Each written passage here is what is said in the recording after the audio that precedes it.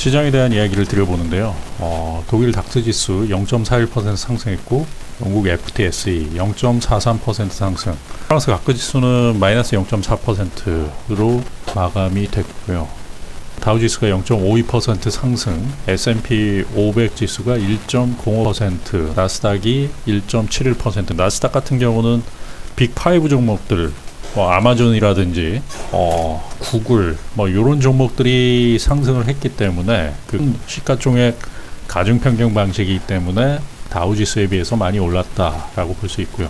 CNBC 메인에는 테슬라 주가가 한 4% 정도 하락을 했거든요. 중국 관영 언론이 이 딜메이킹이라 트럼프가 지금까지 한 행동에 대한 부분들을 비판적으로 보고 있다. 앞으로 어떤 식으로 될 것인가. 중국을 때리면서 틱톡을 계속적으로 때렸는데 결국에는 딜메이킹이라 미국에서 틱톡을 인수하기 위한 부분이 아니었나. 베이징의 승인이 어떻게 될 것인가, 중국 정부에서 어떤 식으로 볼 것인가 지켜봐야 될 부분이다라고. 신풍제약 자사주 팔아 120년치 순이익을 벌어 주가 14%가 급락했다. 주가가 3만원에서 쭉 올랐다가 이 정도 빠졌다가 이런 식으로 가다가 이런 식으로 가겠죠. 결국엔 펀더멘탈 찾아간다. 퀀트 프로그램 알고리즘은 펀더멘탈로 회귀한다. 이 옛날이요. 아마도 지금 역사상, 지금 신풍제약의 주주분들은 역사상 최고의 재미를 지금 느끼고 있지 않나. 신풍제약은 이제 약사분들이 가장 잘 알죠. 국제약품 이 정도 수준. 과거 좋은 제약회사를 고르라 그러면 유한양행, 그리고 종근당, 여기에 비해서 조금 떨어지는 게 한미약품 요 정도 수준이었었죠. 영업직 보면은 신풍제약 옛날 같은 경우는 좀 꾀재재한 부분들이 있었는데 지금은 코로나 사태로 인해 가지고 피라믹스라는 부분들이 원료 물질이 될 수 있다. 워낙 많이 올랐기 때문에 그러한 부분이 있다라는 말씀을 드리고요. 자, 문 대통령 재정지출 중독증, 이거는 조선일보에서 나온 거고요. 초유의 재정위기 문을 열었다. 조경엽 한국경제연구원 경제연구실장의 말말 해가지고 이러한 부분들이 있는데, 재정지출이 지금 엄청나죠. 한국경제 문제, 여기서 환율 하락, 제가 금일 이야기 드렸죠. 환율이 활약한다. 그러면서 수출 경쟁력이 약화, 수출 경쟁력이 약화된다. 이거는 일본의 엔화와 관계가 돼 있고, 일본과 경쟁하는 업체들, IT와 자동차 쪽에서 문제가 발생한다라고 하면 이게 외환보유고가 확 줄 수 있어요.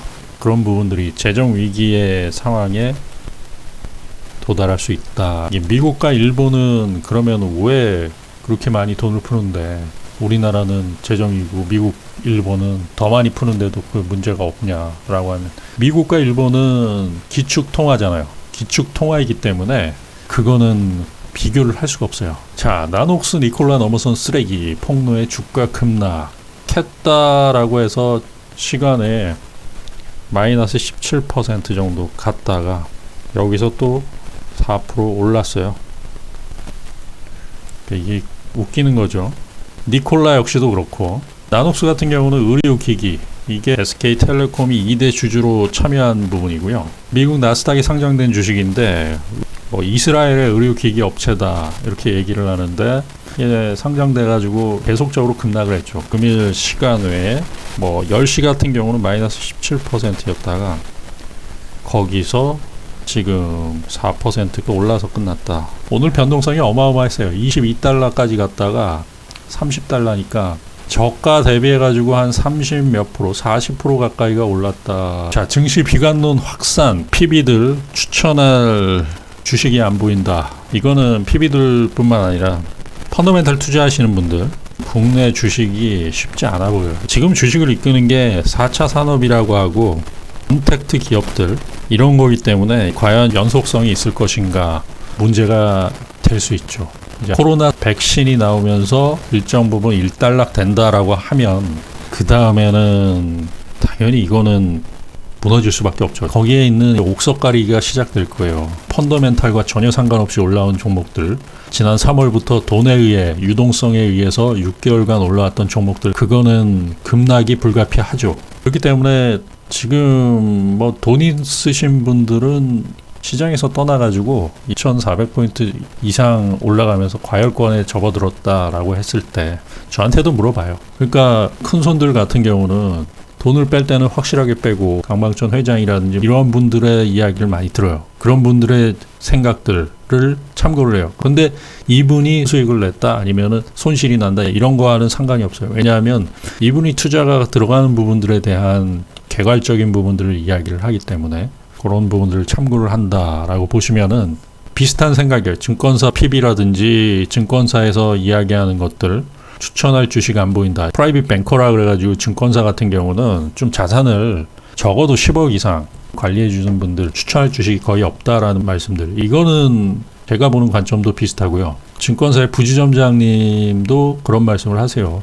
이거는 서학개미 300억 손실, 오늘 KBS에서 나온 뉴스고요. 한화는 주가 하락, 업계 영향은 해가지고 니콜라 관련한 주식이거든요. 근데 니콜라 오늘 올랐어요. 니콜라는 조금 문제가 심각한 것 같아요. 지금 대표이사가 사퇴를 했네, 뭐 했네, 막 복잡한 뉴스들이 너무 많이 나와가지고 그러면 니콜라 주가를 한번 보겠습니다. 금일은 결국에는 3% 올라서 끝났죠. 이건 어떤 식으로 갈지는 저도 모르겠습니다. 수소차가 사기다. 이런 부분들이 국내 증시에도 상당한 영향을 줘요. 이게 왜 그러냐면 니콜라가 수소차의 테마를 이끈 장본이 있는데 전 세계의 테마를 이끌었어요. 현대차도 지금 수소차에 집중하고 있는 부분들이거든요. 전체적인 시장에 역행할 수 있다라고 볼 수 있어요. 그렇기 때문에 좀 주의해서 봐야 된다. 금일 미국 전체 시장을 한번 보는 시장 지도입니다. 미국 나스닥이 크게 1.7% 정도 오른 이유는 마이크로소프트, 구글, 아마존이 5% 넘게 올랐죠. 페이스북 역시도 2.66% 시가총액 가중평균 방식으로 해가 시가총액 상위 종목들이 이렇게 크게 나와요.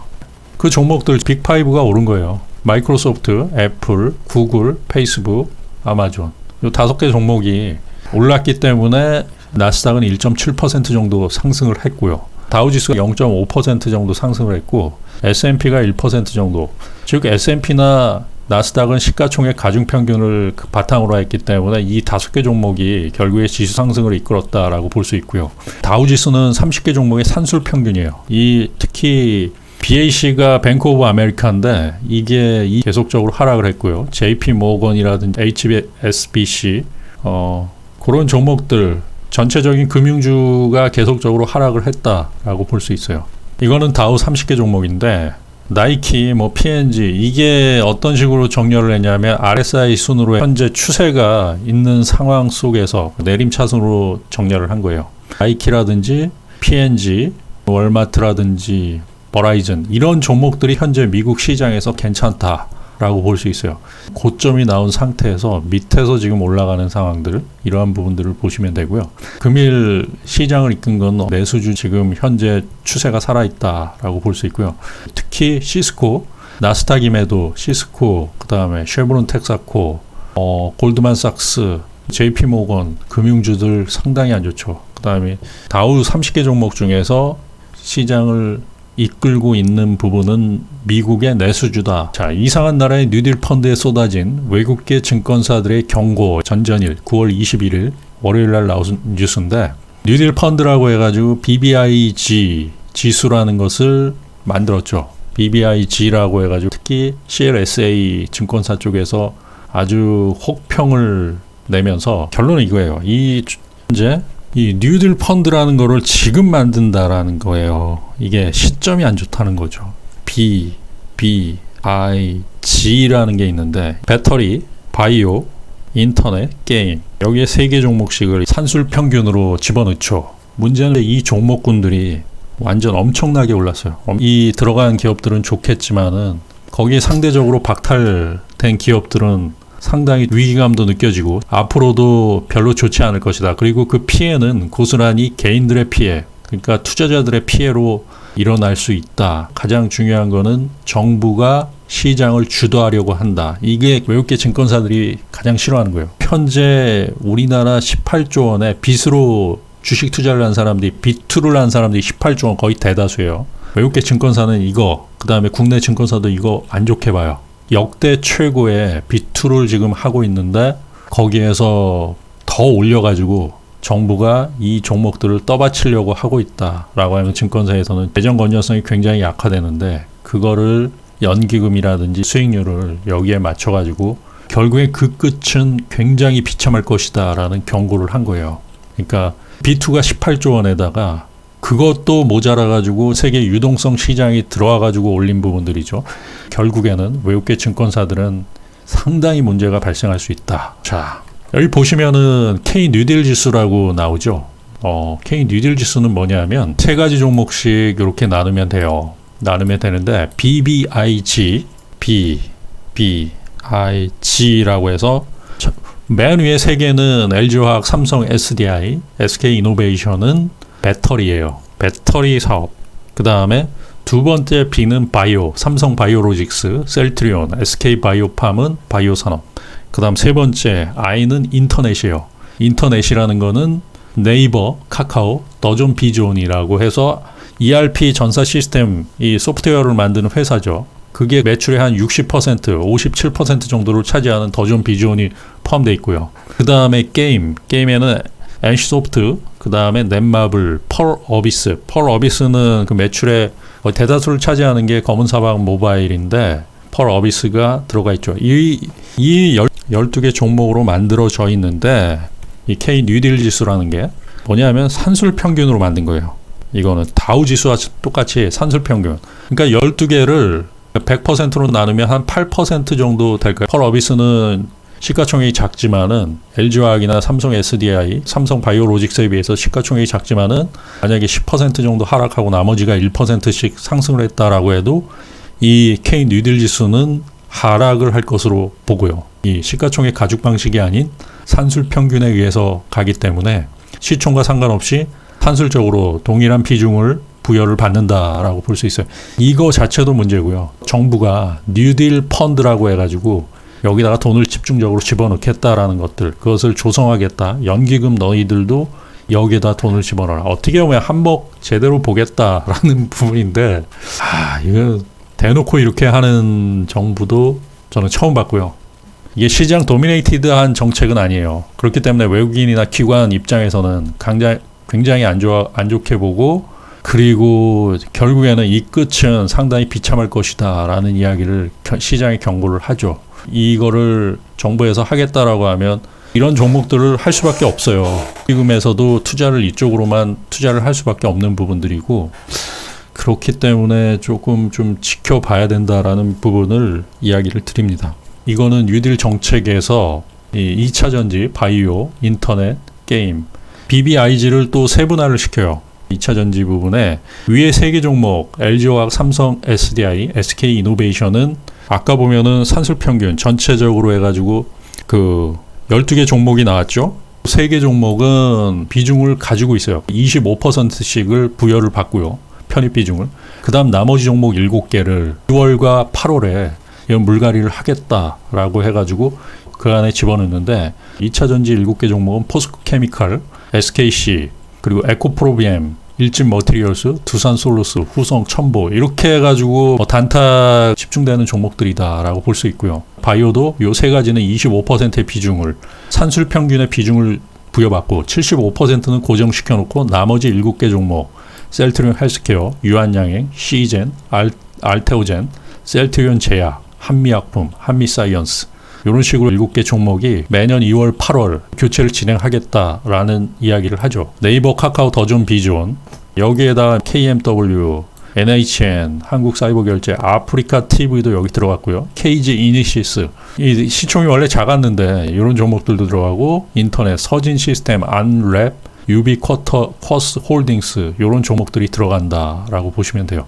이 밑에도 게임도 똑같아요. NC소프트, 넷마블, 펄어비스를 25%씩 하고요. 그 다음에 그 밑에 컴투스, NHN, 그리고 W게임스, 웹젠, 네오위즈, 위메이드, 골프존 이러한 종목들이 지금 7개 종목이 추가가 된다라고 하는데 문제는 40개 종목이 40개 종목에만 돈이 집중된다라는 거예요. 시젠이라는 기업들 같은 경우는 진단시약으로 지금 주가가 얼마나 많이 올랐습니까? 그러한 종목에 계속적으로 돈을 투입하겠다라는 것들 뭔가 잘못됐죠.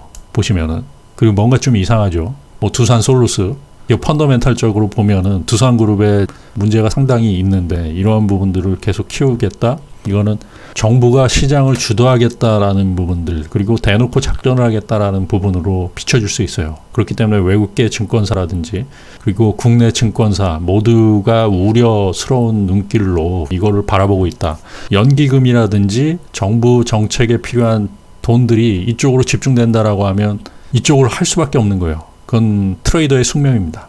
뭐 어마어마하게 오른 종목들이에요. 나중에 외국인과 기관, 공매도가 재개되고 그리고 유동성이 꺼지는 시장에서 과연 이게 살아남을 수 있을까요? 굉장히 위험한 정부 정책을 진행하고 있다라고 볼 수 있고요. 18조 원의 신용 잔고. 그런데 이게 18조 원으로 끝입니까? 아니에요. 스탁론까지 쓰면 집계가 안 되는 거예요. 스탁론은 대출이라고 할 수 있는데 이게 집계가 안 돼요. 이거에 몇 배를 쓸 수 있어요. 뭐 100조가 될 수도 있어요. 국내 주식 투자 비트로 하는 부분들. 그렇기 때문에 지금 현재 주가가 유지가 되고 있고 동학 개미 운동이다. 뭐 이러한 부분들이 이야기되고 있고 그런데 동학 개미의 실체는 B2죠. 결국에 B2는 어떤 식으로 되냐면 결국 쉽지 않은 길을 갈 수밖에 없다라고 저는 말씀드립니다.